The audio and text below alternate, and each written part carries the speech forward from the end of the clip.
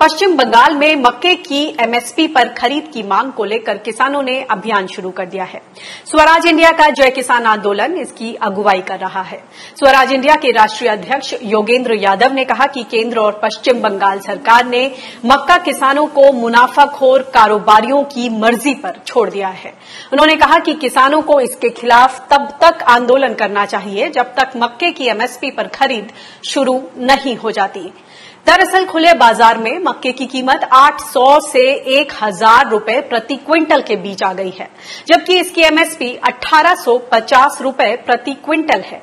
मध्य प्रदेश, उत्तर प्रदेश और बिहार के किसान भी मक्के की एमएसपी पर खरीद के लिए लंबे समय से आवाज उठा रहे हैं।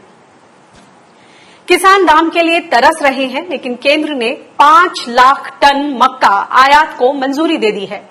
इस पर आयात शुल्क भी घटाकर 60% से महज 15% कर दिया है।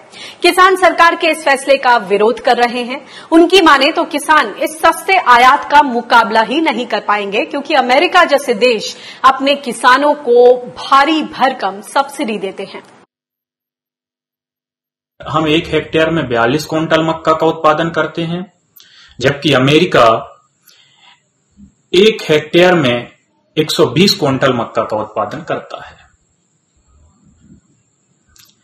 हमारे देश में हम समर्थन मूल्य मांग रहे हैं, मतलब मक्का पर सब्सिडी की मांग कर रहे हैं, डिमांड कर रहे हैं, क्योंकि हमें सब्सिडी से बहुत कम रेट में मक्का मिल रहा है। लेकिन अमेरिका में देखा जाए हर फील्ड में किसानों को बहुत भारी सब्सिडी दी जाती है।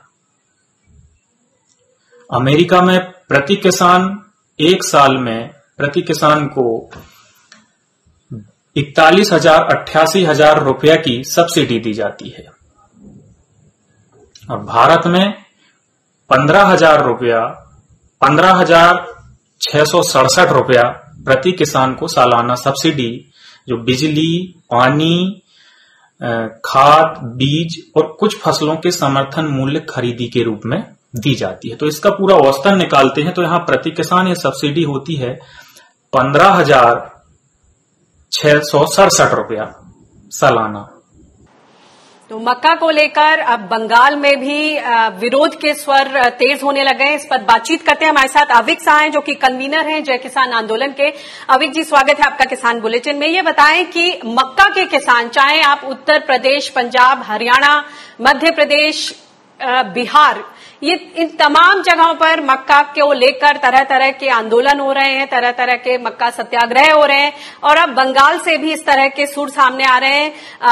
जाहिर सी बात है कि इतना ज्यादा मक्का का उत्पादन है, फिर भी हमारी सरकार ने मक्का के आयात की बात की है। 5 लाख टन मक्का आयात होगा, तो ऐसे में किस तरह की प्रतिक्रिया किसानों की? देखिए, मक्का को लेके देश भर में बहुत सारा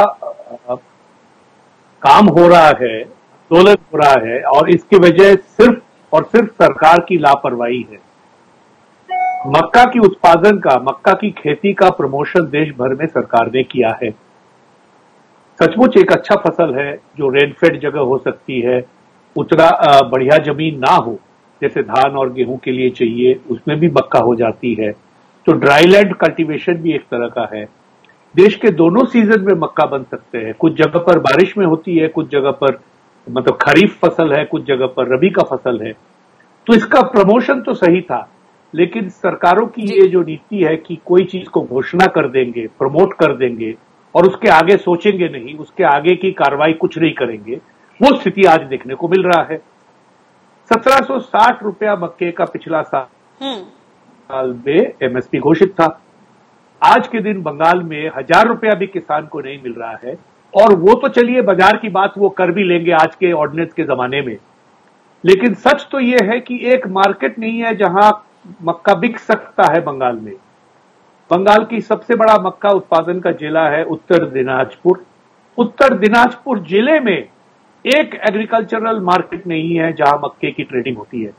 तो किसान को एमएसपी मिलेगा तो किससे मिलेगा, कहां जाके मिलेगा? ये सवाल, ये बुनियादी सवाल का जवाब सरकार के पास नहीं है। सरकार ने इसके बारे में सोचा ही नहीं। बस बंगाल की मुख्यमंत्री ने पिछले साल नवंबर में घोषणा कर दी है। ये बताएं कि सरकार की खुद के एफर्ट से कुछ 33% प्रोडक्शन हुआ है। पिछले 2 सालों में 33% प्रोडक्शन बढ़ा है। और भी अगर देश भर की बात करें तो हर मंच से ये बोला जाता है कि मक्का को ज्यादा से ज्यादा उगाया जाए, मोटा अनाज है, पौष्टिक है, टिकाऊ है। फिर जब किसान इसको बढ़ चढ़कर उगाते हैं, अब जब हर जगह है, सड़क पर, छत पर सूख रही है मक्का, खेत में जगह जगह, तो अब उसकी खरीदी क्यों नहीं सुनिश्चित कर रही है? कहा जा रहा है कि खरीफ की जो मक्का होगी उसी पर एमएसपी पर खरीदी जाएगी। इस तरह की नीतियां क्यों? ऐसा नीति नहीं है। ये बात जो कह रहे हैं गलत कह रहे हैं। सीएसीपी की घोषणाओं को वो समझते नहीं है। एक फसल का एक एमएसपी होता है और इतना बड़ा देश में वही फसल कहीं पर, जैसे मैंने बताया, खरीफ में उसका उत्पादन होता है और कहीं पर रबी में। आप धान का देख लीजिए जी, फसल है वो अलग अलग जगह अलग अलग स्तर पर होते हैं। तो क्या इसके लिए धान के लिए अलग अलग 2 बार एमएसपी थोड़ी घोषित होता है? मक्का का एक एमएसपी है और वो एमएसपी देश भर के लिए लागू है, कोई भी सीजन के लिए लागू है। और उसकी खरीद होनी चाहिए। एक और बात बताएं कि जब यहां अमेरिका की अगर हम बात करें, क्योंकि एक बड़ी खेप सरकार आयात करने वाली है, तो जब व्यापार की नीति तय होती है तो जो एक लेवल प्लेइंग फील्ड होना चाहिए। अब अमेरिका की बात करें तो बड़े पैमाने पर मक्का का उत्पादन है। दुनिया का 25% उत्पादन अमेरिका करता है। वो जाहिर सी बात है अपने इस मक्का के लिए बड़ा बाजार ढूंढ रहा है। तो सरकार इस तरह के दबाव में क्यों आ रही है, जबकि वहां पर भारी मात्रा में सब्सिडी दी जाती है और यहां के किसानों को सब्सिडी, मक्का पर सब्सिडी के नाम पर कुछ भी नहीं? तो आपको लगता है कि इस तरह की व्यवस्था में आयात होना चाहिए, जबकि खुद ही घर में इतनी उपलब्धता है? ऐसे में आत्मनिर्भरता की बातें, मुझे तो कई बार लगता है आयात करने वाला विभाग जो है वो कृषि विभाग से कोई बातचीत ही नहीं करता है। एक दूसरे को वो पहचानते भी नहीं है। कॉमन सेंसिकली देखिए ना, मक्का इस देश के लिए अच्छा है, इसकी उत्पादन बढ़नी चाहिए। सरकार की नीति है, घोषित लिखित नीति है कि इसको हम प्रमोट करें। उस प्रमोशन के दौरान किसान ने मक्का उत्पादन किया। उस उत्पादन का दाम क्या होना चाहिए, मिनिमम दाम सरकार घोषित करती है, हिसाब करके बकायदा कि इतना, इससे नीचे होने से किसान का नुकसान हो जाएगा। उसके बाद जब किसान को 1/3 2/3 दाम मिलता है उसी फसल का, सरकार बिल्कुल गायब है। ना केंद्र सरकार कहीं दिखता है, ना कोई राज्य सरकार कहीं दिखता है। और उसके बाद जब किसान जाके कोई आंदोलन करता है तो उसके ऊपर लाठी चलती है। और साथ साथ ये आयात हो रही है। और आयात क्यों हो रही है? पोल्ट्री इंडस्ट्री में कहा जा रहा है कि फीड का क्राइसिस है, फीड का कम दाम होना चाहिए, इसलिए आयात हो रही है। बात यह है ना, ये सरकार के पास कोई भी नियंत्रित, कोई भी कोऑर्डिनेटेड समझ नहीं है एक्सपोर्ट इंपोर्ट का और एग्रीकल्चरल पॉलिसी का। वो बस जब जो मन में आए सो घोषणा हो जाती है, उसके ऊपर प्रेस रिलीज बन जाती है। जी जी, अब आप जो ये एमएसपी रिकवरी आंदोलन कर रहे हैं, किस तरह की प्लानिंग है? डोर टू डोर किसानों से बातचीत कर रहे हैं, जरा उसका खुलासा करें। जी, बंगाल में तो बहुत सिंपल प्रोसेस हमने लिया। एक तो प्रधानमंत्री से लेके मुख्यमंत्री तक सबको हमने चिट्ठी दे दिया। सेकंड राउंड 2 बार चिट्ठी चली गई। प्रधानमंत्री, केंद्रीय कृषि मंत्री, केंद्रीय कृषि सचिव, इस राज्य के 3 यही अधिकारी, डिस्ट्रिक्ट मैजिस्ट्रेट, इस जिले में उत्तर दिनाजपुर में 9 ब्लॉक है, वो 9 ब्लॉकों का 9 ब्लॉक डेवलपमेंट ऑफिसर, वहां 3 सांसद है उनको, 9 विधायक है उनको, सबको 2 बार चिट्ठी चली गई। अब हम सर्वे इसलिए कर रहे हैं कि हम समझे कि किसान का मूड क्या है। क्या किसान 1000 रुपया मक्के से खुश है? क्या किसान सारा मक्का बेच दिया और अब निराश हो गया कि आगे तो कुछ होने वाला नहीं है? और उस सर्वे में उभर के ये आ रहा है कि 70 से 75% मक्का आज भी किसान के घर रखा हुआ है और किसान दाम का प्रतीक्षा में है। ज्यादा दिन उसको पकड़ के नहीं पाएगा, क्योंकि अब उसको लोन वापसी करना है, सारे इनपुट्स की कॉस्ट उनको वापस करना है दुकानदार को।